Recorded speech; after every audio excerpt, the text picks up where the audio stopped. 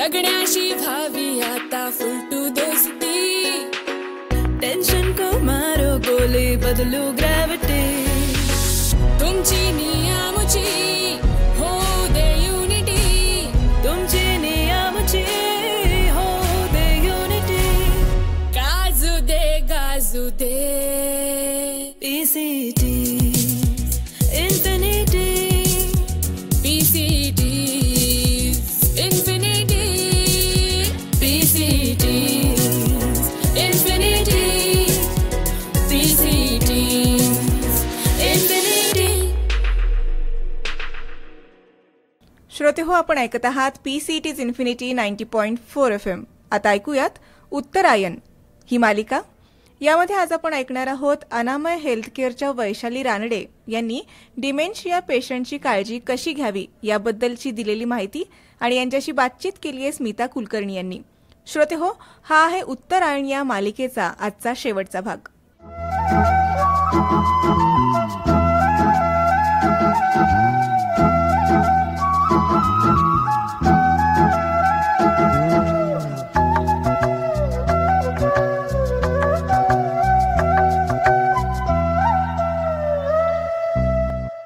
नमस्कार श्रोते हो, PCT's 90.4 FM वर तुम्हा सगळ्यांचं पुन्हा एकदा उत्तरायण या मालिकेत स्वागत.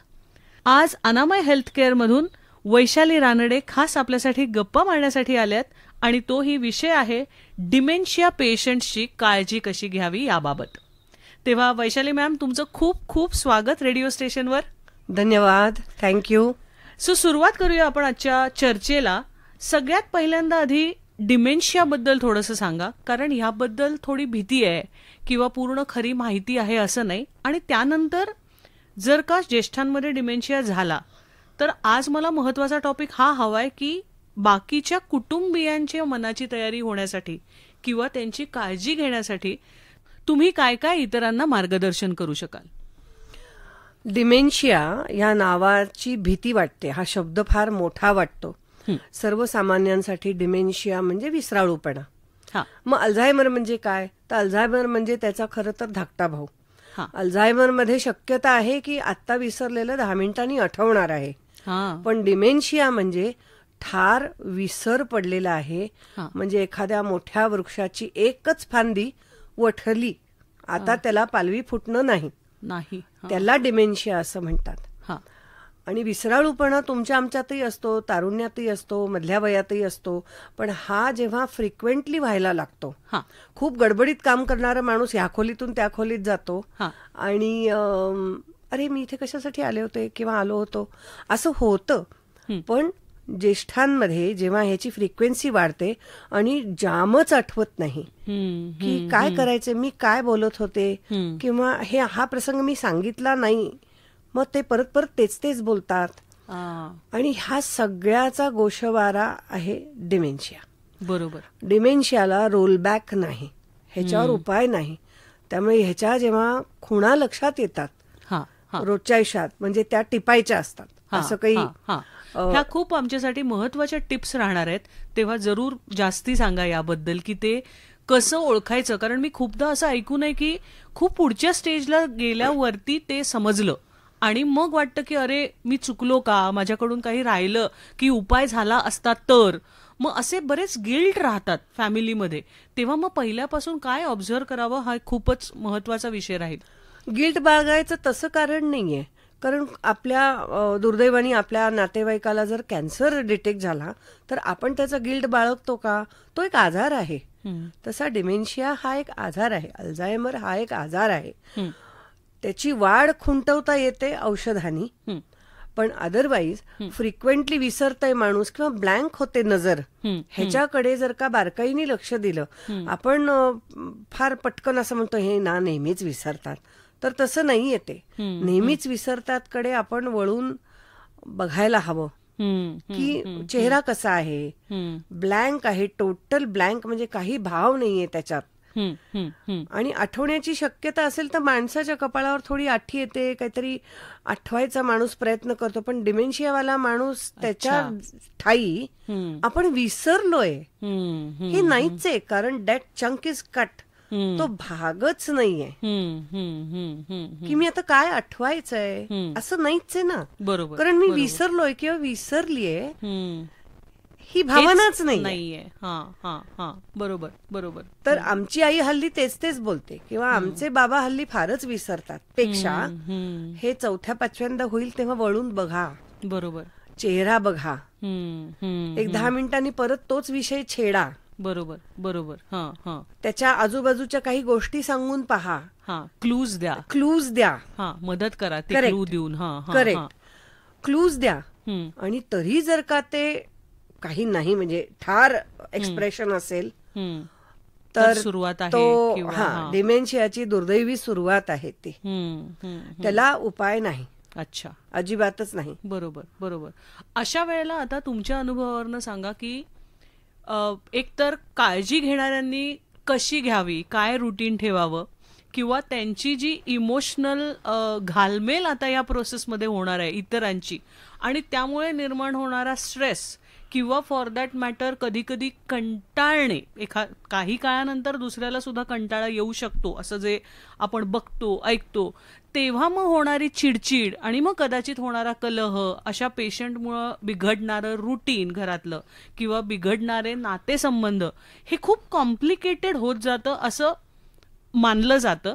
तर त्याबद्दल सांगा आणि मग त्यावरच्या स्टेजेस, त्याचे उपाय आणि मग कुठे योग्य वेळ ते जेव्हा आपल्याला असे ब्युरोज किंवा घरी कुणी ठेवणं किंवा असिस्टेड लिव्हिंगमध्ये जायची ती एंट्री पॉइंट केव्हा योग्य असणं, तेव्हा होणाऱ्या परत एकदा मानसिकता जे टॅबू मानलं जातं, असे बरेच प्रश्न मी एकाच वेळेला विचारते पण सगळे संबंधित आहेत म्हणून हा कॉन्टेक्स्ट. डिमेन्शिया आहे असं थोडंसं जरी लक्षात आलं किंवा आपल्या डॉक्टरांनी इंडिकेट केलं तर हे परत आपण 50 वर्ष मागे जायचं आणि त्यांचं रुटीन इतकं पॅक करायचं की हे झाल्यावर हे झाल्यावर हे झाल्यावर हे, असं आपण लहान मुलांचं कसं टाइम टेबल लावतो की चल आता उठ, दात घास, दूध पी, मग दूध पिऊन झाल्यावर चूळ भर, हे आपण मुलांना सांगत राहतो. तसं ह्या लोकांना करून घेणं त्यांचं की ह्याच्यानंतर हेच. तुमचा तोंड पुसायचा नॅपकिन डाव्या हाताला ठेवलाय म्हणजे डाव्या हाताला ठेवलेलाच आहे. तर ह्या पेरिफेरल सपोर्ट जो आहे तो तुम्ही द्यायचा आहे. चिडायला होणारच आजूबाजूच्यांना, नातेवाईकांना किंवा, कारण प्रत्येकाचं आपापलं व्यवधान आहे, आपापलं रुटीन आहे. बरोबर. त्याच्यातनं वेळ मोडून डावा पाय पुढे टाका, उजवा पाय पुढे टाका, इथपर्यंत जेव्हा सांगण्याची वेळ येते तेव्हा इरिटेट व्हायला होतं करणाऱ्याला. बरोबर, खरंय. पण हे इरिटेशन होण्यापूर्वीच कोणाची तरी मदत घ्या. तर मदत घ्या म्हणजे तुम्ही म्हणाल मदतनीस ठेवावा का, तर खरं सांगू का, नातेवाईकांपेक्षा जास्त कुणीही करू शकणार नाही. खरंय. आणि तुम्ही मदतनीस ठेवलात तर तुम्हाला मदतनीसावर लक्ष ठेवणं हे एक तिसरंच व्यवधान सुरू होतं. बरोबर बरोबर. त्यापेक्षा निषिद्ध किंवा टाबू असलेला जो वृद्धाश्रमात किंवा असिस्टेड लिव्हिंग मध्ये ठेवण्याचा हल्ली विषय काय आपण म्हणू वर आलाय परत, आणि खूप ठिकाणी आपण बघतो गल्लोगल्ली ही सुविधा आहे. तर निशंकपणे तिथे आपली ही व्यक्ती ठेवावी का, तर त्यांचं व्यवस्थित झालं पाहिजे, हे महत्वाचं आहे. म्हणजे आपल्याकडनं हेळसांड होतीये हा गिल्ट नको. आणि ती होतेही कधी कधी, कारण तुम्हाला तुमचे व्याप आहेत किंवा त्या रुटीन मध्ये सगळं एवढं लक्ष ठेवणं जमणं हे अवघड आहे आत्ताच्या धावत्या जगात. अनेकदा अनावधानाने काही वेळा मुद्दाम सुद्धा दुर्लक्ष होतं. प्रत्येकाला बॅगेज आहे कारण. बरोबर. मग तेव्हा तुम्ही असं म्हणाला होता, तेव्हा त्यांनी असं केलं होतं, हे सामान्य माणसाला सोपं नाहीये बाजूला ठेवून समोरच्याची सेवा करणं मिनिटाला. पेक्षा थोडा खर्च होईल पण त्यांची बेस्ट केअर घेतली जाईल आणि तुम्ही दिवसातनं रोज ठराविक वेळी तुम्हाला पाहिजे तेव्हा त्यांना भेटूच शकता. बरोबर बरोबर. बरं, त्यांना ही भावना नाहीये की आता मी कुठं आहे. डिमेन्शिया असल्यामुळे त्यांच्या गणितातून सगळंच बाद झालेलं आहे. म्हणजे कित्येक आमच्या अनुभवातून मी सांगते की मुलगा आला भेटायला की ते म्हणतात कोण आलंय, यांचं नाव काय आहे. अच्छा. इथपर्यंत ते असतं. त्यामुळे कुठलाही संकोच, लोक काय म्हणतील, समाज काय म्हणेल, याही पेक्षा आपल्या व्यक्तीची शेवटापर्यंत उत्तम काळजी घेतली जाणं, त्यांचं सगळं वेळच्या वेळी होणं, ह्या कारण औषध देण्याच्या पुरतं नसते ती सेवा, नीट जेवले का अर्ध टाकलं, मग जेवल्यावर चूळ भरली का, लहान मुलाला आपण कसं शिकवतो मुलासारखंच सगळं करायचंय. त्यामुळे त्याला इलाज नाहीये. हे बोट धरूनच त्यांचं पुढचं जितकं काही आयुष्य आहे हे बोट धरूनच त्यांना सोबत करायची आहे आणि त्यांना लहान मुलासारखं गाईड करायचं आहे. एक गोष्ट वाचली होती, फेमस आहे, सगळ्यांनाच माहिती असेल, की एक आजोबा असतात आणि ते डॉक्टरांना घाईघाई करतात की अहो माझी लवकर काहीतरी टेस्ट करा, मला अशा असिस्टेड लिव्हिंग मध्ये माझ्या बायकोला भेटायला जायचंय. तेव्हा डॉक्टर म्हणतात अहो पण तुमच्या बायको तर तुम्हाला ओळखतच नाही, कारण तिला डिमेन्शिया झालाय. त्याच्यावर त्या माणसाचं उत्तर असतं अहो ती मला ओळखत नाही, पण ती माझी बायको आहे, मी तिला ओळखतो ना, त्यामुळे रोज नाश्त्याला तिच्याबरोबर जाणं हे माझं परम कर्तव्य आहे. तेव्हा अशा गोष्टी वाचल्या की खूप भव्य दिव्य वाटतं हे सगळं, जे आजच्या लाईफमध्ये कदाचित असे आहेत की जे सोडून दिलं आता असिस्टेड लिव्हिंगमध्ये, बघतील काहीतरी. इतपत मेकॅनिकल भावना आजकाल निर्माण सुद्धा झालेली आहे. तर ह्या सर्वाच्या बाबतीत म्हणजे जेव्हा सेवा करायची वेळ येते तेव्हा तो कृतज्ञता किंवा तो दयाभाव ह्याच्याबद्दल तुम्ही किंवा ती प्रोसेस तुम्ही किती मायेनं कराल ह्याबद्दल काही सांगाल का? कारण ते खूप थोडंसं कठीण आहे म्हणजे तसं समजून घेणं, कारण समोरच्याला तो आजार आहे आणि त्याला समजत नाहीये, पण मला समजतंय म्हणून मी इतक्या काळजीनं करेन. ही प्रोसेस बद्दल तुम्ही सांगाल का? ह्या इंटरपर्सनल कनेक्टिव्हिटीमध्ये खूप वेगवेगळे प्रकार आहेत, पण मी असं सांगेन, हा माझा विचार बरं का वैयक्तिक, की आई मुलगी, वडील मुलगा, वडील मुलगी किंवा हे जे कॉम्बिनेशन आहे, तर इतर भावंड आहेत, सो कोणीतरी पर्यायी व्यवस्था आहे, पण नवऱ्याला बायको आणि बायकोला नवरा, तिथे तिसरा पर्याय नाहीये.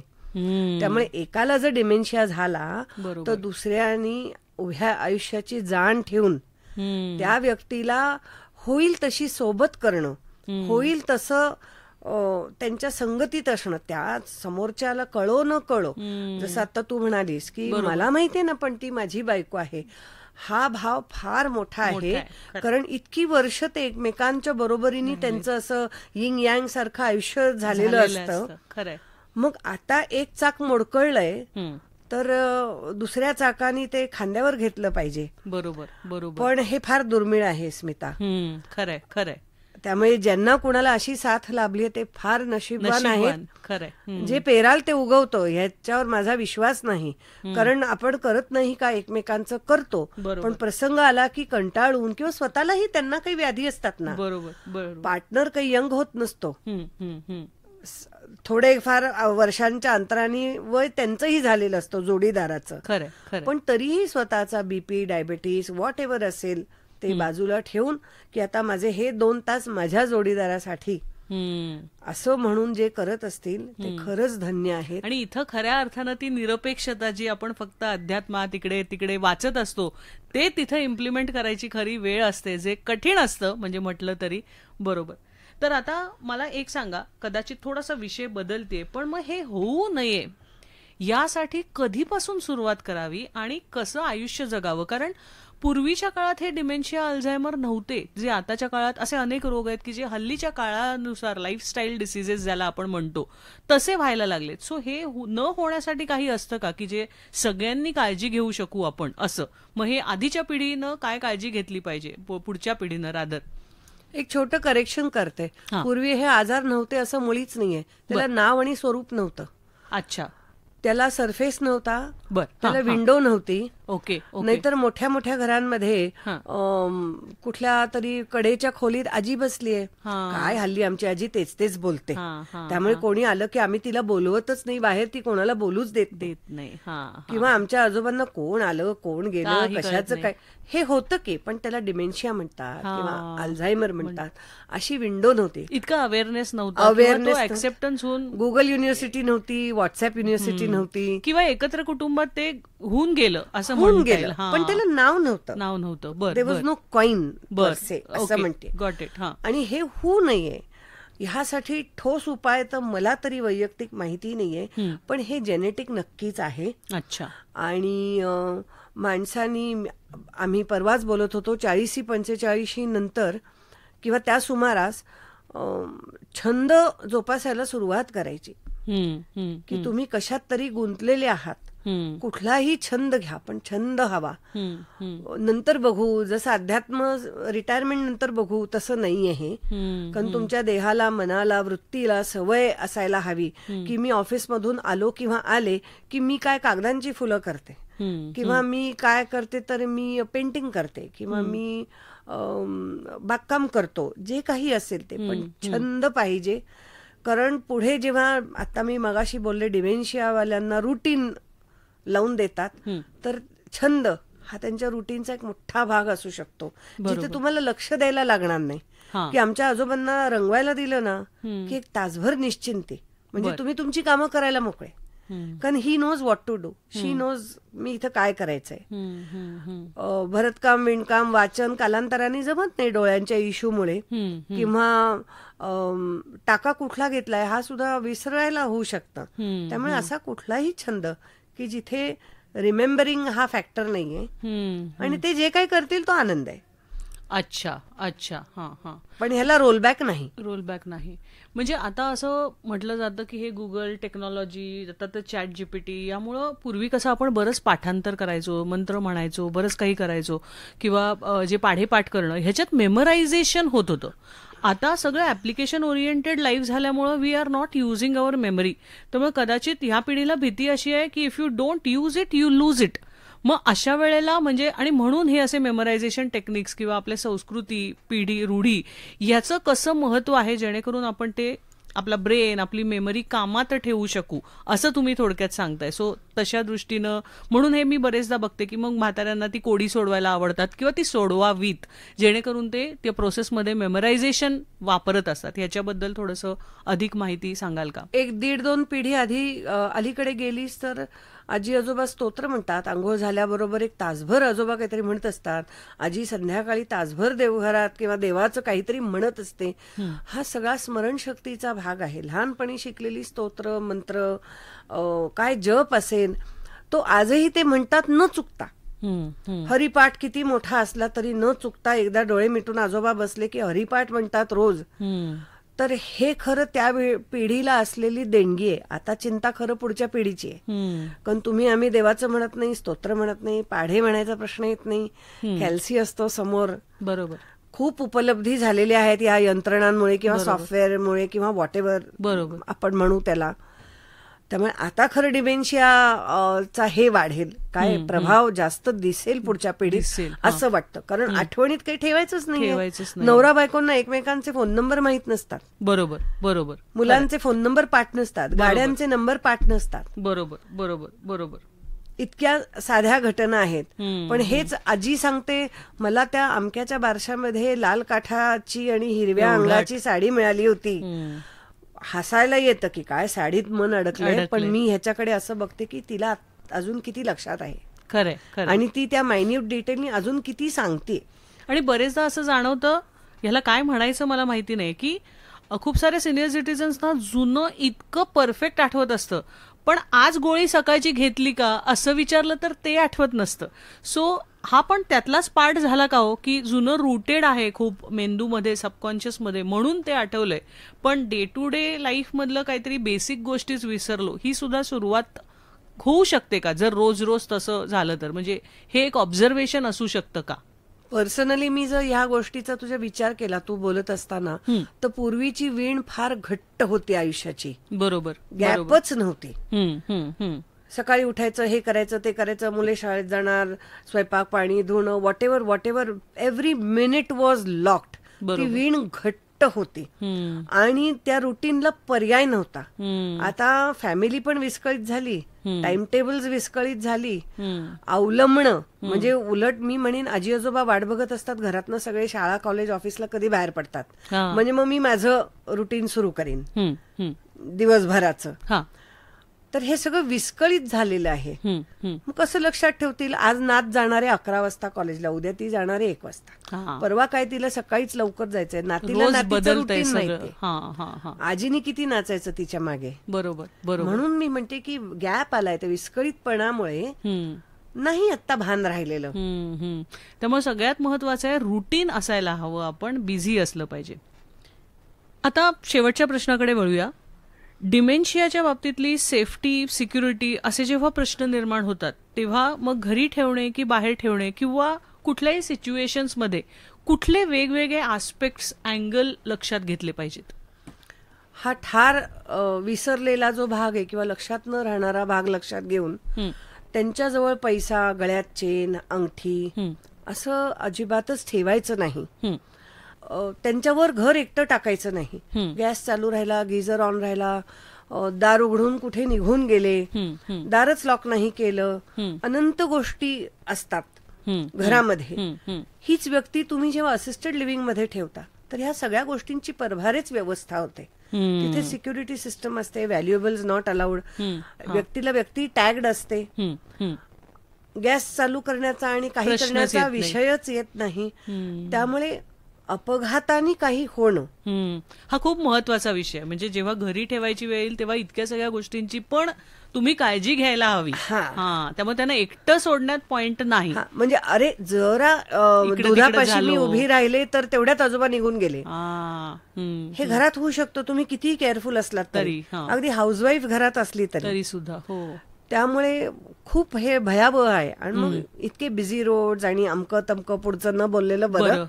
आणि चोराला काय माहित काय आहे, बरोबर, तो ओढाताण करणार, चेन काढून घेणार, कानातलं काढून घेणार, व्हॉटेवर. तर असा प्रसंगच येऊ नये म्हणून असिस्टेड लिव्हिंग मध्ये in my opinion safest place. आणि अगदी निश्चिंतपणे कुठल्याही गोष्टींचा विचार न करता जरूर निर्णय घ्यावा. आपण त्यांची काळजी घेऊ शकतो. रसिक श्रोते हो, आज रानडे मॅमशी बोलून खूप चांगली माहिती कळली. तेव्हा काही टॅबू म्हणून ज्या आपण गोष्टी समजतो त्याच्यावरती अवेअरनेस आपण केला पाहिजे, योग्य सेंटर्सची माहिती घेतली पाहिजे, जेणेकरून आपण आपल्या माणसाची खूप चांगली काळजी घेऊ शकतो. तेव्हा मॅम, तुम्ही इथं आलात, तुमचे खूप खूप आभार. रसिक हो, उत्तरायण मालिकेला तुम्ही अत्यंत छान प्रतिसाद दिलात. या मालिकेमध्ये आपण mental health, cognitive health, physical fitness, stress management, निवृत्ती म्हणजे काय, अध्यात्म काय, किंवा वेगवेगळ्या उपलब्धी ज्या अवेलेबल आहेत, ज्याला पुढच्या पिढीसाठी अगदी कम्युनिटी लिव्हिंगचा विचार करावा का, वृद्धाश्रम किंवा असिस्टेड लिव्हिंग केअर याकडे कसं पाहावं, डिमेन्शिया, वेगवेगळे आजार, अगदी आहार कसा असावा, याबद्दल सर्व विषयांवर आपण बोललोय. कायद्याच्या बाजू, ऑर्गन डोनेशन, इतके सगळे विषय आपण कव्हर केलेत आणि त्याला तुम्ही भरभरून प्रतिसाद दिलात. याबद्दल तुमचे खूप खूप आभार. तेव्हा पुन्हा भेटूया नवीन विषयासाठी. तोपर्यंत धन्यवाद.